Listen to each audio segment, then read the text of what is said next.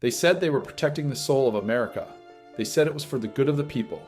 They said it was the only way to save the nation from itself. What they didn't say was that people would die, thousands of them. Not in a war, not from a natural disaster, but from something more sinister, more deliberate. Their own government poisoned them. This is not a conspiracy theory. This is not fiction. This is a chapter of American history so dark, so uncomfortable, that it's often left out of textbooks. But it happened. During Prohibition, a time when alcohol was outlawed in the United States, the federal government quietly launched a chemical war against its own citizens. And this war had a body count. Let's rewind the clock. At the dawn of the 20th century, America was buzzing with energy. Cities were booming, immigrants were arriving in waves, and industry was reshaping society. But in the shadows of this progress, there was fear. Many believed that alcohol was tearing the country apart. Crime, poverty, domestic violence, they blamed it all on booze. Religious leaders, social reformers, and powerful interest groups banded together. Their mission was clear: eliminate alcohol from American life. After decades of campaigning, they succeeded. In 1919, the 18th Amendment was ratified. 1 year later, in 1920, Prohibition became the law of the land. It was supposed to be the beginning of a moral rebirth. A cleaner, safer, more virtuous America. Instead, it unleashed chaos. Bars closed, breweries shut down. But the thirst didn't disappear. Americans didn't stop drinking. They just went underground. In dark alleys, hidden rooms, and secret basements, alcohol flowed freely. Speakeasies opened by the thousands. Bootleggers became millionaires overnight, and organized crime exploded. Suddenly, a new American underworld was born. It had its own laws, its own leaders, and its own brutal sense of order. The government, meanwhile, was losing control.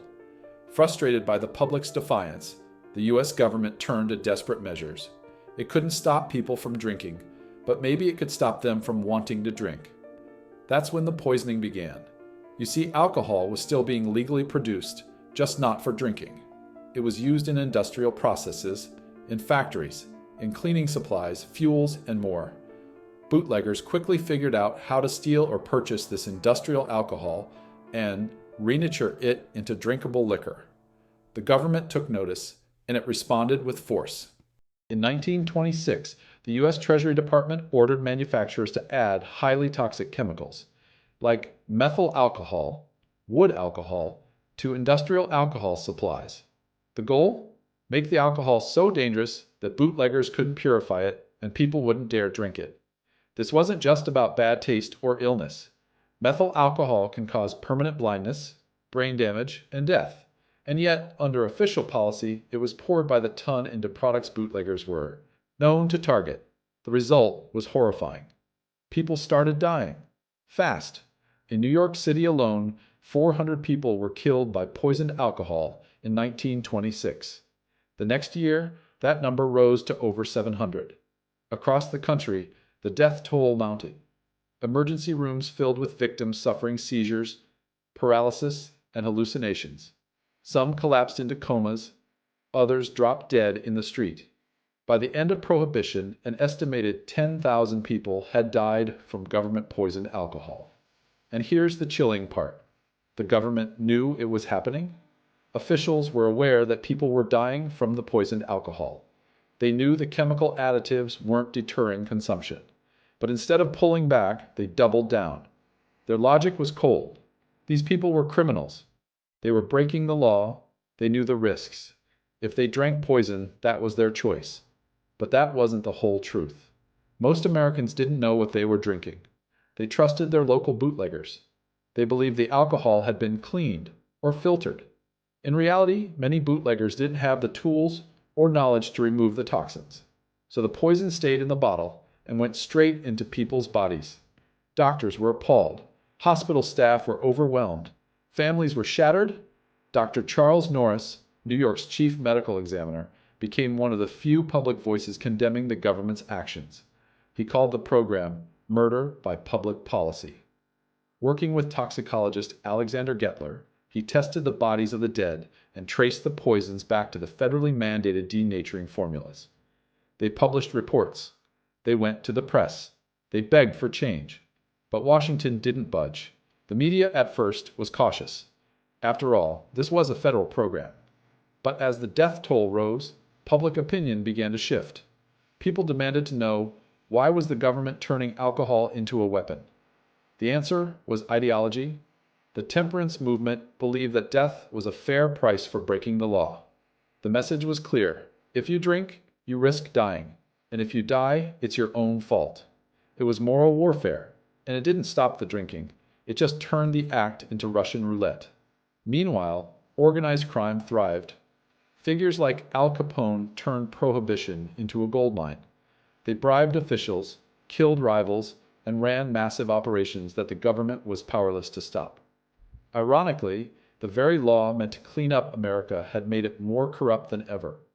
And through it all, people kept dying. Mothers, fathers, teenagers, war veterans, immigrants, everyday Americans who just wanted a drink. By the early 1930s, the cracks in Prohibition were impossible to ignore. The Great Depression hit, and suddenly the country had bigger problems. People were starving, jobs were vanishing, and legalizing alcohol, along with the tax revenue it could bring, started to look like a good idea. Public sentiment turned. Even those who once supported Prohibition began to question its morality. Was it really worth killing people to keep them from drinking? Finally, in 1933, the 21st Amendment was ratified. Prohibition was over. Alcohol was legal again. But the scars remained. The poisoned alcohol program quietly faded into history. No one was held accountable. No official apology was ever issued. For the families of the victims, there was no justice, only silence. To this day, many Americans don't know the story. It's not something taught in schools. It rarely appears in history books. But it should, because this wasn't just a policy failure. It was a moral catastrophe. The government made a choice to sacrifice human lives in the name of social control. It wasn't an accident, it was policy. Officials knew that poisoned alcohol would circulate. They knew it couldn't be fully purified by bootleggers. And they knew people would die. Still, they moved forward.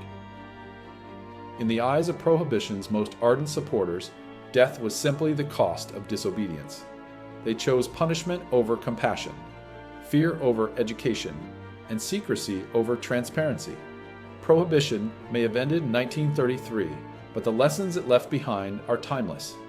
They echo in every debate about state power, public health, and personal freedom.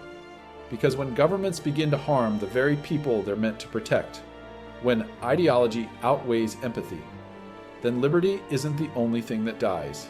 Trust dies with it. And when trust is lost, democracy itself begins to erode. This story isn't just a relic of the past, it's a warning, a reminder that the line between justice and cruelty can be crossed by those who believe they're doing the right thing. When power goes unchecked, when fear replaces reason, and when the ends are used to justify the most brutal means, the people become collateral damage in a war they never asked to fight. So the next time someone tells you that history is boring or that the past doesn't matter, remember this. There was a time in America when your government could kill you for taking a drink, and most people didn't even know it. If you found this video informative, please give it a thumbs up, share it with friends, and don't forget to subscribe for more content like this.